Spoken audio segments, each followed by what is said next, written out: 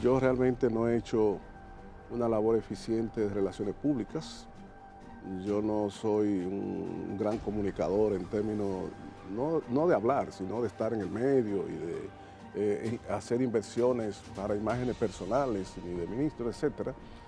Y eso yo no lo veo como una virtud, lo veo posiblemente como un defecto, en tanto como ministro debo de hacer todo lo posible por impulsar la promoción y comprensión de lo que son las políticas. Entonces yo creo que eso es una razón básica, tiene que ver con falta de mi parte en ese sentido. Hola, buenas, muy buenas, bienvenidas, bienvenidos. Estamos aquí, esto es un Makini para Color Visión, pero también para TVXQ y el mercado de los Estados Unidos y para el mundo entero en nuestro canal de YouTube. En esta oportunidad vamos a continuar hablando de lo importante, fundamental. El valor político de un apagón es una cosa del caray. ¿Qué tan importante es esto de los apagones o qué tan determinante será este asunto del subsidio eléctrico? Bueno, para hablar de energía y de minas, nada mejor que conversar con el más autorizado para hacerlo. El señor ministro de Energía y Minas es nuestro invitado. Bienvenido, profesor, un placer. Saludos, saludos. Gracias, gracias. Pablo, la verdad es que te agradezco muchísimo esta invitación. Hacía tiempo que nada más te observaba por televisión. Digo, bueno, ¿cuándo yo estaré ahí? No se me tire a muerto, usted sabe que usted es socio de aquí, los afectos, se llama payola sentimental. Mucho gusto de verte radiante. Pero mira, Antonio Almonte, doctor Antonio Almonte, de repente ha pasado el tiempo y yo he notado que la queja por los apagones, pues las quejas como que han disminuido, casi desaparecido. ¿Qué ha ocurrido? ¿Qué puede explicar que de repente ya no es un problema tan acuciante? No creo que ya esté entre los 10 principales problemas de la gente el asunto de los apagones. ¿Qué es lo que ha ocurrido? Bueno, tú tienes razón, porque uno haciendo una revisión de lo que han sido las encuestas que han medido las preocupaciones principales de la gente, tú sabes que siempre en las campañas electorales y antes de las elecciones se miden muchas cosas. Una de ellas es cuáles son los problemas que preocupan a la gente. Y típicamente los apagones tuvieron décadas atrás y años atrás, siempre eran 30%. Yo llegué a ver 40% de dominicanos preocupados con los apagones como los principales problemas. Sin embargo, en los últimos tiempos ha caído drásticamente y a lo largo de este año, por ejemplo, el porcentaje oscilaba entre 2 y 5% de dominicanos preocupados por los apagones. Es decir, muy distante de otros renglones que preocupan a la sociedad dominicana, y de lo que se trata es de que los apagones han disminuido drásticamente debido principalmente a la gestión, tengo que decirlo así, que se ha hecho desde el gobierno. Esa gestión tiene dos componentes básicos. Primero, nosotros nos hemos asegurado de que el sistema eléctrico dominicano tenga la capacidad suficiente para abastecer la demanda. Aún la demanda de energía ha crecido sustancialmente en los últimos 3 años por el tema del crecimiento de la economía y bueno, las transformaciones que se van dando en la economía y en la sociedad, que cada vez hay más electricidad en demanda. Somos la séptima economía Exacto. del continente. Eso tiene una expresión en el Claro, consumo. porque no hay ninguna actividad económica, casi ninguna, sin el componente electricidad. Entonces, aún con el crecimiento de la demanda, nosotros nos las hemos arreglado para tener siempre una capacidad de generación suficiente. Eso por un lado, eso ha evitado apagones y que por déficit de generación. En segundo lugar, también se ha apretado el paso en lo que se refiere a correctivos en términos técnicos en las empresas distribuidoras para mantener siempre las atenciones a averías y situaciones que se dan en una infraestructura que definitivamente todavía es muy frágil y muy deficiente. Entonces, esa dedicación bien fuerte a la operación del sistema de distribución, el sistema de transmisión también, porque están interrelacionados, y la disponibilidad de energía en cualquier momento ha hecho que los apagones prácticamente hoy sean cosas del pasado. Pero hay un tercer elemento que es importante, Pablo, y es que este gobierno decidió entregar el 98, 99% de la demanda de energía de la población. Históricamente, la oferta de energía que se colocaba en las redes a la población era alrededor de 80%, en promedio 83, 85%, y hubo años en que fue 70 y pico por ciento. Ahí vienen los apagones programados. Ese 20 y pico por ciento significaba 20 y pico por ciento de demanda y de población insatisfechas con apagones. Exacto. Apagones que se prorrateaban durante 5 o 6 horas y más a lo largo de todo el país y que se llamaban apagones financieros. Eran apagones no ¿Qué por es un falta. apagón financiero? Haciéndome el Apagón tonto financiero. Inicialmente el término vino porque en algunos momentos las empresas distribuidoras no colectaban suficiente para pagarle a la factura corriente a los generadores. Después sí colectaban la cantidad suficiente, pero el gobierno, los gobiernos anteriores, por un tema de que el déficit financiero de las empresas distribuidoras fuera menor, entonces en lugar de hacer correcciones lo que hacían era dar menos energía. Entonces al dar menos energía, para dar menos energía significaba más apagones. Y de esa manera la cuenta que tenían que pagarle a los generadores era menor. Si no me pagas, yo te apago. Y esa es una política y una estrategia que puede explicarse y hasta justificarse por un año, 6 meses, circunstancias especiales en un país. Pero tú no puedes tener eternamente una sociedad con apagones porque esa sociedad no va a desarrollarse, no va a crecer. Alguna gente dice, sin embargo, la economía dominicana creció con todos esos apagones financieros que tú señalas. Pero había que ver a qué costo, porque esos apagones financieros los sufría principalmente la población más humilde, porque todos los que tenían pequeño y mediano negocio compraban plantas, inversores y tenían mecanismos de suplirse energía. Entonces teníamos una economía que estaba pagando un sistema eléctrico nacional, pero al mismo tiempo los productores nacionales, las escuelas, las universidades, las clínicas y muchas residencias tenían un costo extra. Y el tema de la desigualdad, porque tenemos dos países, un país floreciente, pero que hay un 25% de la población barriada, solamente... barriada completa, oscura y esas circunstancias. La verdad que hubo una política, sobre todo a la llegada del gobierno de Luis Abinader, que entendió que los apagones programados no son políticas públicas de solución del problema, porque si no ya el país lo hubiera resuelto. Porque tuvimos décadas con esos apagones programados. Lo que hay es, en ese sentido, viene el tema entonces de cómo paliar el tema del impacto económico y financiero de esa política de satisfacción del 98% de la demanda. Bueno, porque el mérito está ahí y uno no ejerce la mezquindad nunca, ¿no? Yo creo, por eso comencé por ahí. Ahora, esto se ha logrado, entre otras razones, también con una espada de Damocles que se llama el subsidio eléctrico. Un subsidio eléctrico que en el 2018 fue de 843 millones de dólares y anda ya por... ¿Y en el 2019 cuánto fue? Y en el 2018 tiene 843 y del 18 en 843, en el 24 hay 1.560 millones de subsidio eléctrico. Bueno, el subsidio en el 24 todavía, el 24 no ha terminado. Esas son las proyecciones. Las proyecciones. Sí. ¿Qué nos quedamos en el 23? 537.9 del 2022. Y para colmo, estamos en medio de un pacto fiscal.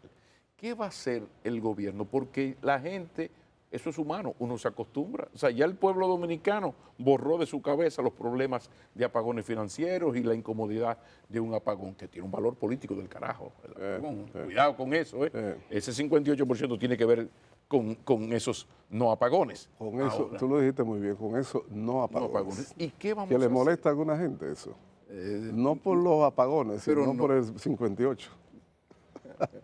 Ahí me salió el dirigente. Hay analistas que tú le notas en el trasfondo de su prosa, que eso es lo que le molesta. Bueno, pero se supone que todos queremos avanzar, que el país avance, y es un paso de avance. Ahora, ese paso de avance tiene un hándicap, tiene un problema de este subsidio eléctrico. De repente estamos en medio de un pacto fiscal, es decir, que la adecuación de las cargas de ese pacto pasa por la revisión de ese subsidio eléctrico. ¿Qué se está pensando del ministerio? Mira, los datos que tenemos nosotros indican, y que son públicos, que el subsidio en el 2019 fue 1.000 y pico de millones de dólares. Creo que 1.019, 1.009 millones de dólares. Ok. No 800, en los 18 sí, pero en el 2019 fue 1.000 y pico de millones de dólares. En el 19 subió a 597.1. No, fue 1.000, no sé dónde tu fuente te Dirección respeta. General de Presupuesto. Sí, pero Esto es según el presupuesto, este es el oficial. habría que ver de qué estamos hablando. Si estamos hablando de lo que se presupuesta para entregarle al sector eléctrico, que te voy a decir que había una característica en cómo se hacía en los gobiernos anteriores. Se presupuestaba una cantidad que era la que aparecía. Yo presupuesto 500 millones de dólares para el sector eléctrico, eso es lo que hacían, pero a la larga después de que por una línea de crédito, o sea, en la ejecución del año, tú terminabas en 1.000 y pico de millones de dólares. Perdón, entonces por un asunto metodológico debo hacer la aclaración. Estas son las asignaciones presupuestarias. O sea, en el presupuesto del 2018 había asignado 843.3 millones. En el del 2019 habían asignado 597.1. Feliz Entonces, aclaración. Entonces, eso es como tú decir en el presupuesto de tu casa que tú asignas para pago de combustible 1.000 pesos al año y resulta que en la ejecución son 5.000 y tú tuviste que buscar prestado, buscar por ahí el otro. Entonces, lo que se trata no es lo que tú presupuestaste, es lo que tú ejecutaste. Ellos presupuestaban 500 y 600 millones, terminaban pagando 1.009 o 1.019 en el 2019, por ejemplo. Y en el caso de ustedes que presupuestaron 1.537.9 en el 23, ¿cuánto terminaron? Un poquito menor. Un poquito menor. ¿Y por qué ustedes menos porque nosotros más? nosotros nunca presupuestamos por debajo. Nosotros hemos presupuestado a lo largo de estos años con sinceridad. No, con sinceridad. A nosotros solo no tuvimos una sorpresa en el 2021, porque partiendo de la experiencia del 20 y considerando que los precios de los combustibles iban a mantenerse relativamente parecidos, no advertimos que en el 21, por razones climáticas extremas, en China, en Estados Unidos, etcétera, el precio del carbón y del gas se disparó en la segunda mitad del 2021 y los precios de los combustibles subieron. Y por consiguiente terminamos consumiendo, gastando más en la compra de energía y el subsidio fue mayor.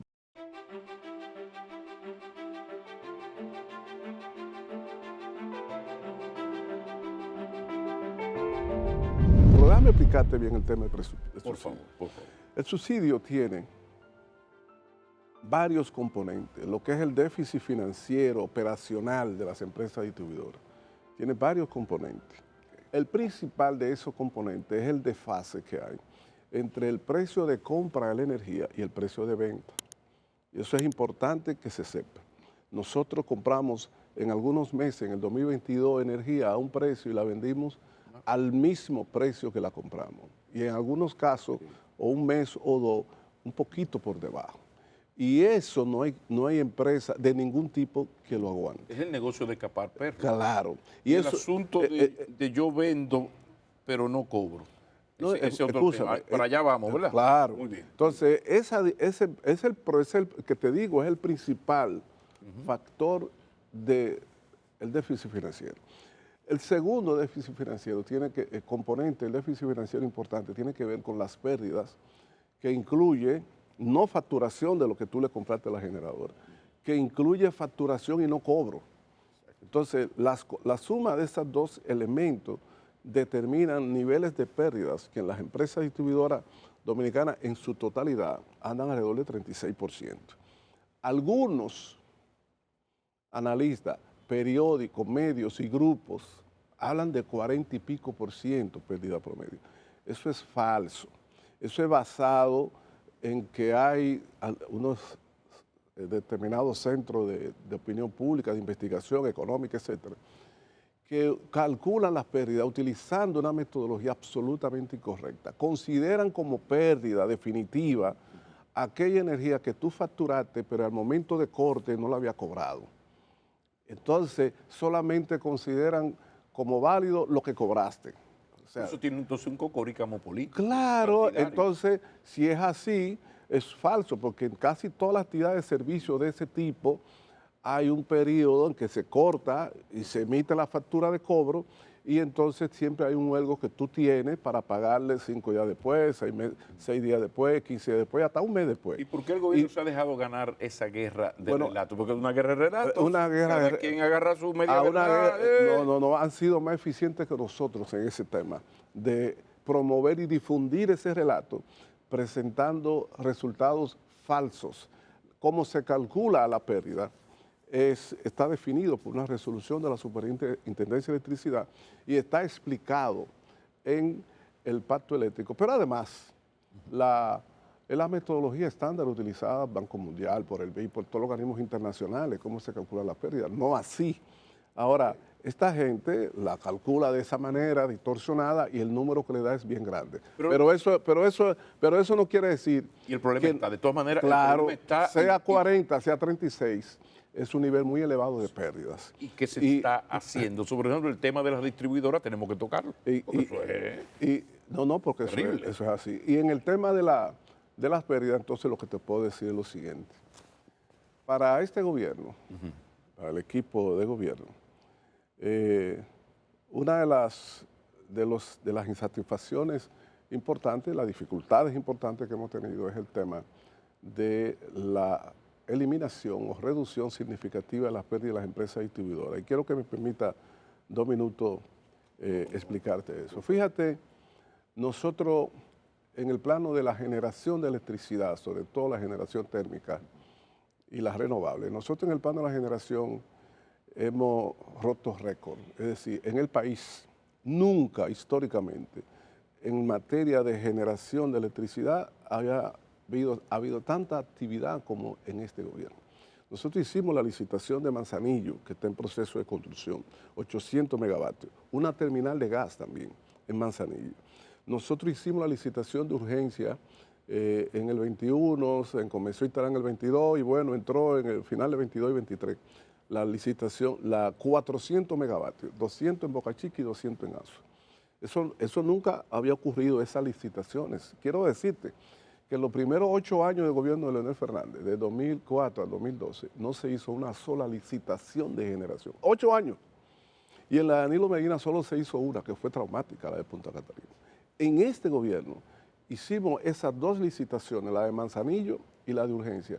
Pero ahora mismo estamos finalizando y se va a abrir las ofertas económicas la semana que viene, otra licitación de 800 megavatios más basada en gas natural. Pero aparte de eso, con gestiones y ayuda y colaboración del gobierno, un grupo privado está terminando la construcción en Pepillo Salcedo de 414 megavatios con turbina moderna basada en gas natural.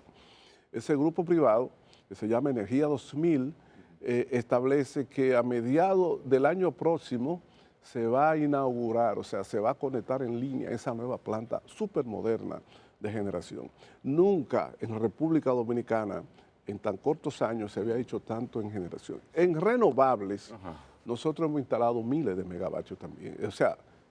Hemos instalado cerca de 700 megavatios, pero hay una cantidad similar en construcción, lo que quiere decir que de aquí al próximo año podemos tener miles de megavatios instalados por este gobierno. Eso todo lo hemos hecho en generación. En el tema de transmisión igual. Ahora, en el de la distribución, la situación es la siguiente. ¿No? La situación es la siguiente, la distribuidora. Mira, en la distribuidora, una condición esencial para tú poder reducir las pérdidas que tienen década es la inversión en medidores, transformadores y subestaciones.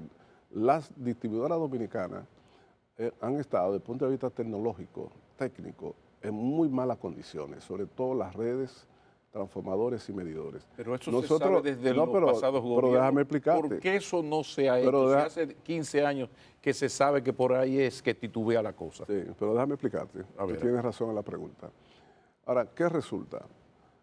Este gobierno en el año 2001 presupuestó para el 2021, presupuestó para el 22, porque no pudimos hacerlo en el 20 para el 21, por el asunto de la pandemia y la situación económica. Presupuestó por el 22 una inversión inicial de alrededor de $500 millones para las distribuidoras. Ahora, eso se suponía debía comenzar en enero del 22, pero en febrero del 22 se desató la guerra de Ucrania, que llevó la factura de compra de energía a niveles sin precedentes. Nosotros de comprar un monto en el 21 aproximado de $870 millones comprar la distribuidora en energía, de golpe del 21 al 22 subió a $1.365 millones, para una diferencia de 500 y pico millones de dólares adicionales en la factura de un año hacia otro sin poder traspasárselo al consumidor. Entonces, al no poder traspasarlo al consumidor, eso se registra como el gran déficit financiero de las distribuidoras. Y el gobierno, por la crisis de los precios de los combustibles en el 22, tuvo que asumir un monto mayor de subsidio a la distribuidora para pagarle a los generadores, pero al mismo tiempo dinero para subsidio al combustible de transporte y a una serie de cosas más debido a la crisis de los precios generales a nivel internacional en el país. En ese sentido, esa crisis, esa diferencia de precio de compra y precio de venta, es decir, del monto del dinero a gastar para comprar energía, se mantuvo también muy elevada en el 2023 porque se combinó, a pesar de lo que hemos descrito, se combinó con un crecimiento sin precedentes de la demanda y consumo de energía de la sociedad dominicana. Con esos factores, el gobierno se vio en muchas dificultades para, con recursos propios, aparte de suplir subsidios del déficit, también hacer inversiones de miles de millones de dólares en eso. Y eso es el plan que tenemos de reforma para esta etapa en el sector de distribución. Y yo te lo digo porque es importante conocer el porqué de las cosas, porque a veces se puede pensar que se trata de algo como que se desconoce o se menosprecia.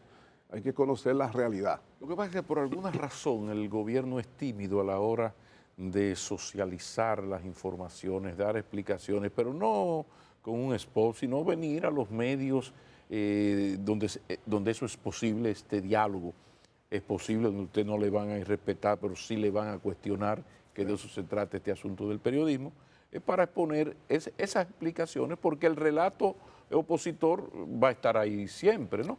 Pero es un relato que no es válido de la democracia. Y en algunos aspectos puede tener... Pero hay un tema, y es que en algún momento aquí, y lo del pacto fiscal lo empuja un poco, hay que sincerizar el asunto del cobro. Aquí hay un porcentaje de la población que está en Ciubén, perfectamente ubicado, que requiere, y la población está de acuerdo, de la solidaridad del gobierno con nuestros impuestos. Porque el gobierno no tiene un chele. El dinero del gobierno es el dinero del ciudadano vía impuestos, ¿no? Entonces, lo del CIUEN son los grandes pobres nacionales perfectamente ubicados. Toda solidaridad es poca para esa gente. Ahora, fuera de ahí, hay un momento que hay que sincerizar porque ya vamos por 1.600 millones o quizás lo superamos ya y esto no se termina. Y no hay como la intención del gobierno de sincerizar el asunto. Cuando hablo de sincerizar, bueno, yo utilizo el plan C de Claro o de Altiz porque no puedo tener el plan B. Si mejoro, cojo hasta el A. Con la electricidad hay que llevar el consumo de la baja clase media hacia arriba a cierta racionalidad. ¿Qué vamos a hacer con ese temor que le tienen los gobiernos a cobrar? Pero el gobierno le tiene temor a cobrar lo que factura, pero al mismo tiempo le huye a la opción de privatizar o capitalizar, que ya se hizo, que sea el sector privado el que aplique sencillamente, te doy un servicio, tú me pagas, yo tengo cable, porque pago el cable, no tengo dinero para pagar el cable, no tengo cable.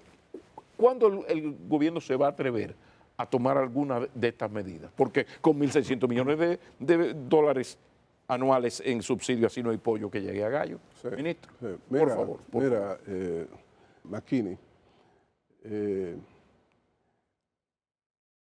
Tú tienes mucha razón en esa preocupación, que creo que resume lo que son los cuestionamientos que hacen sectores con mucha razón y preocupaciones de mucha gente sobre el sector eléctrico.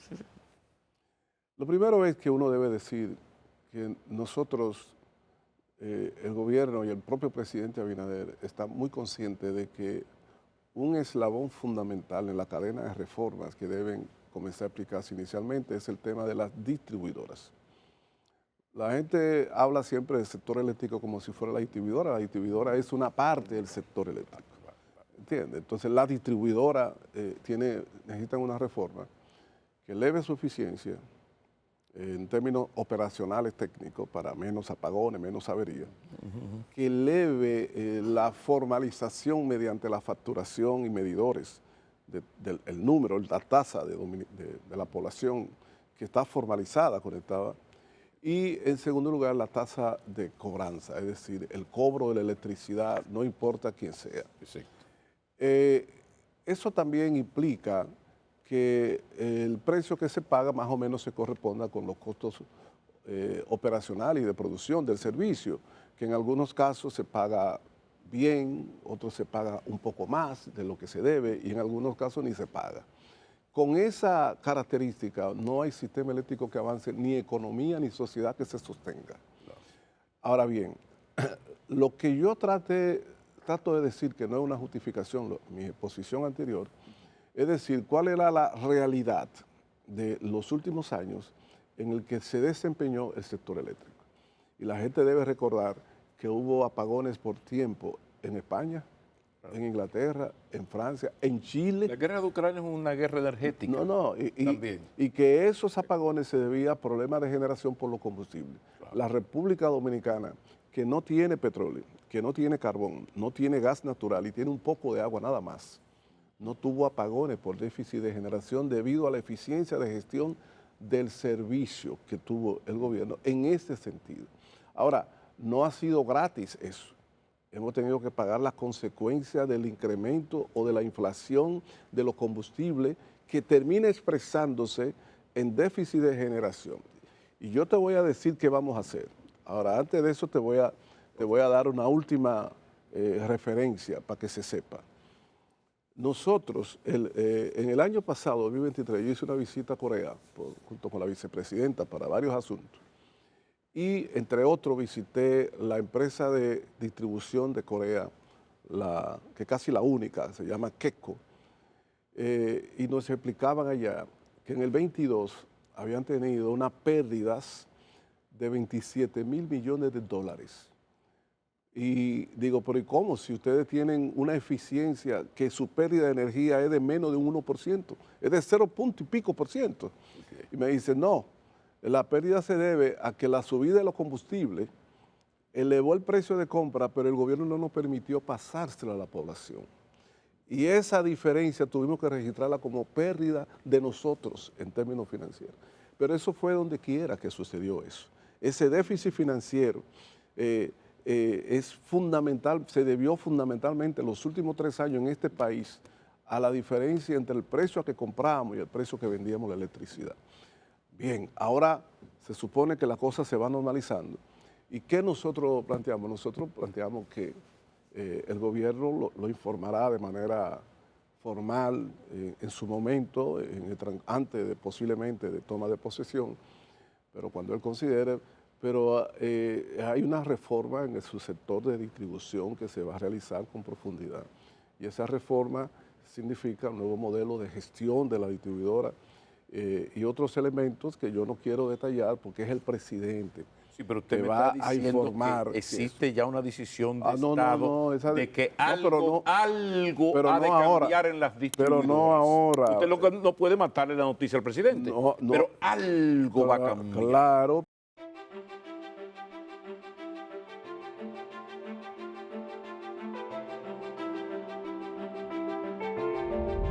Nosotros no vamos a hacer todo ese crecimiento extraordinario en renovables, todo ese crecimiento extraordinario en generación térmica, todo ese crecimiento en lo que se refiere a cambio institucional, eliminación de la CDE, transformación de la unidad de electrificación rural y suburbana, aprobación de nuevas leyes, decreto de fortalecimiento de la regulación, la inversión extranjera directa que la energía la ha liderado en los últimos años. O sea que se la va a jugar, el gobierno se la va a jugar. Usted todo está eso, diciendo que ahora es. todo eso nosotros no lo vamos a hacer para dejar los niveles de ineficiencia y la distribuidora que tenemos. Y cuando yo escucho a veces algunos análisis y leo, digo, ¿pero qué creen ellos? Que nosotros no vemos eso. Nosotros lo vemos y lo sabemos. Y eso es un plan que vamos a aplicar y con esa reforma, su característica y profundidad, el presidente la va a anunciar en su momento. O bueno, lo podíamos hacer nosotros cuando haya la autorización y haya el consenso. Es una decisión del señor. Sí. Pero, ¿y el tema de las pérdidas en transmisión, que era un problema viejo, eso ha mejorado la pérdida en las transmisiones? Y ahí mismo el asunto de los medidores, que hay una parte que no es que no la paga, es que ni siquiera hay una parte se le factura. Que no tiene medidores y que no tiene medidores no puede facturarle. Y eso se ha estudiado muchísimo, se han hecho 20 propuestas. ¿Qué se está haciendo? ¿Se van a comprar los medidores, ministro? Se están comprando e instalando medidores. Se están comprando e instalando transformadores. Posiblemente, para que te dé datos con mayor precisión, porque en estos días, justamente en estos momentos, se están instalando aquí, creo que son 4 o 6 grandes transformadores de potencia que se han comprado. En Villamella, creo que se va a instalar 2. En La Romana, bueno, se están instalando transformadores de potencia que aumentan la capacidad de las subestaciones y garantiza que comunidades que tienen un gran consumo no tengan apagones por cualquier cosa, sino que cuando crece la demanda no necesariamente se sobrecargue, sino que haya capacidad para responder. Se están comprando e instalando medidores. Quizás con mayor precisión te podría hablar y detalles el licenciado Celso Marancini, que es el administrador de las distribuidoras, porque yo tengo 2 años, justamente ahora en julio, hace 2 años que yo salí de la administración de la empresa de distribuidoras porque tenía una sobrecarga y además consideraba que como ministro y el ministerio no debía también administrar empresas del sector eléctrico, sino dedicarme a lo que debe ser según la ley. Y yo fui que le pedí al presidente, duré como 6 meses en eso, que me separara. Y hasta que finalmente él lo hizo, primero con Manuel Lara, que fui yo mismo que hablé con Manuel Lara para eso, y lo juramenté. Después Manuel Bonilla, y ahora está don Celso Marancini como administrador del Consejo de Administración de las Distribuidoras. ¿Y ha mejorado o ha empeorado la situación de las distribuidoras en los últimos 3 años y estos meses? Fíjate, se nota, sobre todo en esta gestión de don Celso, una mejoría operativa de las distribuidoras en lo que se refiere. ¿Las pérdidas han disminuido, por ejemplo? ¿Han bajado las pérdidas? No sustancialmente. Yo no diría que han bajado las pérdidas. No han bajado las pérdidas, pero se ha elevado el nivel de eficiencia en cuanto a responder a las averías, corregir cosas, hacer las compras que corresponden.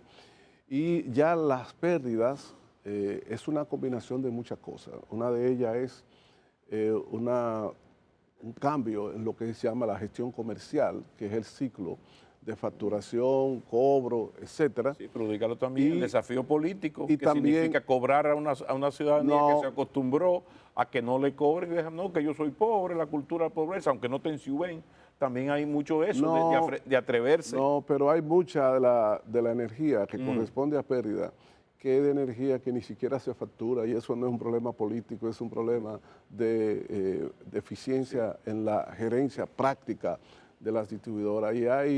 Y hay otra que se factura y también por deficiencia no se cobra. Ahí me parece que el tema de cobro es un problema, pero no es posiblemente ni siquiera el principal problema. El principal problema es la formalización de los clientes, que tengan medidores y después que se haga la facturación y que se emita la factura de cobro. Hay un momento en que por el COVID, en una decisión de solidaridad social, se baja el asunto de estar cobrándole dinero de estar cobrándole la electricidad a la gente, a un país que está hecho trizas por lo del COVID, y para gente como que parece que hubo sectores que se acostumbraron a esa mano solidaria, pero era una mano una solidaridad justificada por la situación del COVID. Pero el presidente, En cualquier sociedad, Pablo, si tú no le cobras a la gente no te paga. claro, O sea, bueno, quizás Suiza, quizás Dinamarca, Finlandia, pero no, en cualquier sociedad, si tú no cobras, por eso es la no necesidad te de pagan. sincerizar, sincerizar esto. Entonces, lo que tiene que hacer, lo que se requiere es gerencia que sean capaces de facturar y de Pero cobrar. también son decisiones políticas, porque yo insisto, aquí los pobres nacionales están perfectamente ubicados en el SIUBE, el Sistema Unificado de Beneficiarios de la Política del Estado. Están estudiados, ubicados, perfecto. Fuera de ahí hay que llevar esto a una lógica de yo consumo, yo pago. Pero el presidente habló de unos ejes de acción de política energética de su gobierno, ¿no? A mí me gustaría que repasáramos, ya hemos tocado un poco de esto, pero esos puntos a mí me gustaría que me ayudara el ministro, que es el más autorizado a hacerlo, a comentarme un poco cómo van estas cosas. Por ejemplo, mire, el tema de la ampliación del parque de generación eléctrica, ya usted me dijo un poquito, Claro. pero ¿cómo vamos en eso? ¿Estamos avanzando? Pero- Obras son amores. ¿Se va a inaugurar en algún momento eso? Porque se dan primeros Picasso. Yo recuerdo, yo tengo muchos primeros Picasso. O sea, ¿cómo está esto, esta ampliación? Bueno, en términos estadísticos. Bueno, datos. obras son amores. La planta de Siva Energy en Sí. la entrada de Boca Chica de 200 megavatios tiene ya más de un año generando electricidad al sistema. La planta Car Power en Asua tiene ya también más de un año generando electricidad al sistema, licitada por nosotros y contratada por nosotros. Obras son amores, como tú dices. En Manzanillo ya se inició el proceso de acondicionamiento de terreno, etcétera, etcétera, para la construcción de los 800 megavatios. Al lado, en Pepillo Salcedo, hay 400 megavatios que entran en operación el próximo año. Ya está prácticamente Y la construida. de Manzanillo puede tomar un poquito más, pero en 2 años ya eso estará Eso va a listo. tomar entre 2 y 3 años para que usted pueda tener energía ahí, porque ha sido un proceso más complejo, sobre todo muy afectado por el tema de la guerra. Claro. Hay que ver con el tema de asegurar gas a largo plazo. Bueno, todo eso, pero está avanzando. Eso por un lado. La de 800 megavatios que se acaba que se está terminando la licitación, también es un hecho, porque eso no son empresas que van a firmar contratos para dejarlo ahí, son compromisos que se asumen, además es un negocio que le da beneficio. Pero los casi 700 megavatios renovables que nosotros hemos instalado, es una realidad porque están dándole energía a la red, al servicio. Y los que se están construyendo también es otra realidad. Contratos firmados, inversiones hechas, y de alguna manera, por algún lado y por alguna razón, el año 2023, solamente en el sector de energía, la inversión extranjera directa fue de 1.071 millones de dólares. Y ese año se supone que vamos a romper récord. Es decir, en el sector de generación, tal y como lo pedía el Pacto Eléctrico, nosotros hemos aplicado una política transparente de licitaciones y de otorgamiento de concesiones y contratos que ha llevado a una expansión sistemática de la capacidad de generación del país. Y en los hechos se ha modernizado el sistema de transmisión, que es el otro. En el caso del sistema de transmisión, ¿Se ha mejorado eso? ha mejorado bastante, claro. Tú no vas a tener, es muy difícil que tú puedas hacer las conexiones que se han hecho de la nueva generación de renovable si tú no tienes por doquier líneas de transmisión capaces y competentes. Mira, hay una línea de transmisión de 345 megas que se está construyendo desde Pepillo Salcedo, pasando por Manzanillo hasta el Naranjo, la subestación El Naranjo de Santiago. Se completó la subestación para línea de transmisión de 345 en Bonao. Se completó la construcción de la subestación moderna y de gran capacidad de Cabreto en Guerra. Y hay línea de transmisión que se construye de 345 desde Azua hasta Punta Catalina. Y también otra línea de transmisión de 138 kV que se construye desde Azua hasta el cruce de Cabral y después continúa. Es decir, hay un proceso de ampliación de líneas de transmisión y de subestaciones modernas. Eso significa que en lo que se refiere a la infraestructura de transporte de la energía que se genera, el gobierno ha estado trabajando como se debe. Y Ok. por eso te digo, y en cambio institucionales, que es el otro eje, oye, nosotros eliminamos la CDE, que aquí durante décadas el sector eléctrico decía que ese era un mastodonte que no tenía razón de existir. Nosotros eliminamos la CDE, nosotros transformamos la UE, la Unidad de Electrificación Rural, de una pequeña CDE que tenía como 700 empleados y qué sé yo cuántos locales, la metimos como una dirección que hace lo mismo con menor presupuesto en el Ministerio de Energía y Minas, pero nosotros formalizamos Punta Catalina, que la constituimos en una empresa pública estatal. La joya de la corona. Una- Hago una parte, reconocimiento especial a Punta Catalina. Es responsable de que no haya apagones en una gran medida. Hágale reconocimiento. Oye lo que te voy a decir, Público Pablo, reconocimiento. lo que yo dije siempre y digo ahora, Sí. Punta Catalina representa cerca de 700 megavatios. 700 megavatios en cualquier sistema eléctrico es sumamente importante. El pueblo nunca cuestionó la importancia de esa energía, lo que se cuestionó era si costaba tanto. O sea, es como que tú compras una jipeta que en el mercado está en 3 millones y tú des 6 millones. Entonces, cuando la gente te diga, ¿y por qué tú diste 6 millones? Tú le contestas, bueno, pero ella corre bien, es Pero es un cómoda. reconocimiento Es cómoda. a la decisión de construir, de atreverse a hacerlo, porque no todo puede ser político, partidario, elecciones, también hay un Pero, reconocimiento Pablo, del ministerio Pablo, de que hubo una decisión de un presidente, en este caso Danilo Medina, de jugársela con su Punta Catalina y resultó. No, pero déjame decirte, es que nunca hubo de parte de nosotros cuestionamiento a que se agregara más energía. Repito, no llevemos la procesión por otro lado. Si la jipeta cuesta 3 millones, ¿por qué tú das 6? Esa fue, no es la jipeta el problema, sino el precio que la compraste. Sí, pero hay que hacer un reconocimiento. entonces, Punta Catalina, Baní, porque tenía que ser provincia Peravia, Baní. No, Punta pero- Catalina, pero la deja- joya de la corona. pero déjame decirte, nosotros estamos satisfechos con la cantidad de energía que estamos inyectando. Entonces, cada vez que se inyecta energía al país, eso es una gran cosa. La diferencia es que el gobierno del presidente Abinader no ha invertido un solo centavo en la construcción de la planta que te ha citado. Lo que ha hecho es hacer licitaciones, el inversionista privado viene, participa, gana la licitación y construye la planta. Y nosotros le compramos la energía, es todo. Pero no nos detengamos en ese tema, porque ese tema, lo que yo te quiero decir, que el cambio institucional de la eliminación de la CDE, de la transformación de la UERS, también forma parte de ese eje de transformación del sistema eléctrico, porque no es solo las obras físicas, es también la institucionalidad. Usted no va a traer miles de millones de dólares de inversión si no hay seguridad jurídica, si no hay transparencia en el sector, si hay que pagar peaje. En este caso no. Es igual que la modernización que hemos hecho de la ley de incentivo o del reglamento de la ley de incentivos renovables con un nuevo decreto del presidente, el 6523.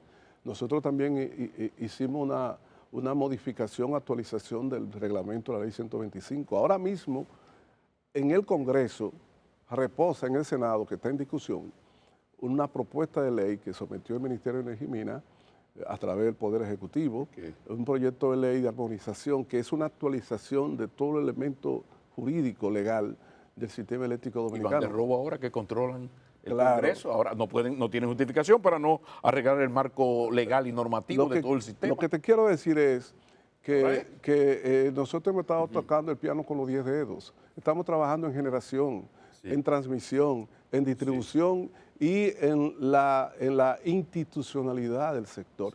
Y esa es la razón del liderazgo del sector eléctrico en inversión extranjera directa. Y esa es la razón de por qué en la campaña electoral pasada el tema eléctrico ni se tocó como punto de debate ni de crítica al gobierno. Y la satisfacción de la gente con la recesión del servicio.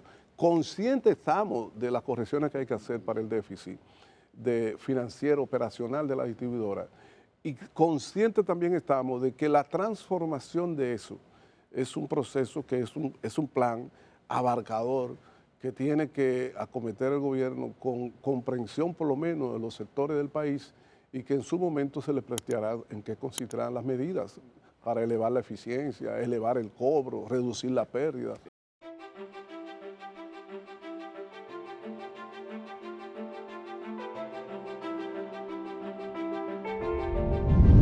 Antonio Almonte, yo he estado en esta entrevista escuchando tranquilo, como uno trata el diálogo. Escuchar, usted hace una pregunta, tiene que dejar que se la responda. Oye, pero yo, a partir de todo lo conversado, llegamos ya al final, yo me pregunto, ¿qué es lo que hay? ¿Podría ser su condición de guaguaguá feliz de Villamella, un hombre muy realizado personal, familiar y profesionalmente, como Antonio Almonte? Hay una gestión que está ahí. Sin embargo, uno siente de ciertos sectores como cierto rechazo, como una naiboa, un gadejo siempre. ¿Qué es lo que ha ocurrido con el ministro Almonte y ciertos sectores que, óigame, no pierden una ocasión? Como le digo, ustedes tienen tareas, que creo que en esta entrevista ha quedado evidenciado dónde están los déficits, las tareas, las cosas, pero también tienen luces. Y uno desde fuera, un oteador de la panorámica eléctrica política, dice, ¿qué es lo que pasa con el ministro Almonte? Bueno, mira, yo pienso que hay muchos factores que podrían quizá explicar, no sé, en cierto sentido, algunos aspectos de lo que tú señalas, que creo que en algunas cosas tú tienes razón. Hay varios factores. Yo me coloco en primer lugar las razones que tienen que ver con lo que ha sido mi accionar. Es decir, yo realmente no he hecho una labor eficiente de relaciones públicas. Yo no soy un gran comunicador en términos, no de hablar, sino de estar en el medio y de hacer inversiones para imágenes personales, ni de ministros, etcétera. Y eso yo no lo veo como una virtud, lo veo posiblemente como un defecto, en tanto como ministro debo de hacer todo lo posible por impulsar la promoción y comprensión de lo que son las políticas. Entonces yo creo que eso es una razón básica, tiene que ver con falta de mi parte en ese sentido. Que a veces no basta, en la comunicación a veces no bastan los hechos. Sí, exactamente. También hay que comunicarlo bien, decirlo, presentarlo, enseñarlo, etcétera. Entonces yo considero eso que tiene que ver conmigo, no le echo la culpa a los demás siempre.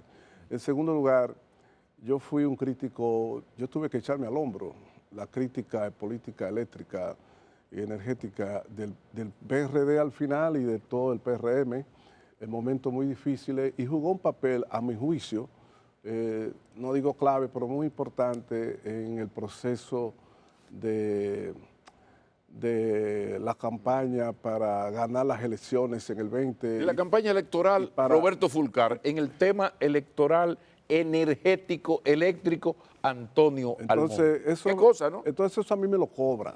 Entonces todo el aparato muy eficiente, muy grande, muy bien habituallado del PLD poderoso, se puso contra Toñito y contra Antonio Almonte, sí, con todos sus recursos. En tercer lugar, un elemento importante de mi crítica, no solamente fue el sector eléctrico en general, sino a Punta Catalina, que fue un proyecto de muchos recursos, con mucha empresa asociada, con una gran presencia también en los medios nacionales, y el crítico principal no podía ser recibido con flores.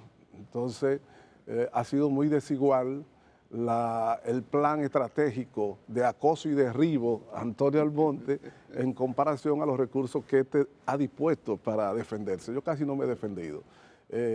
Entonces yo creo que esas cosas coinciden. Además, el sector es un sector difícil. Pero bueno, estamos vivos, don Pablo. Obras son amores, terminamos como comenzamos. No, obras son amores. Y lo más importante es retener la amistad suya. Como siempre.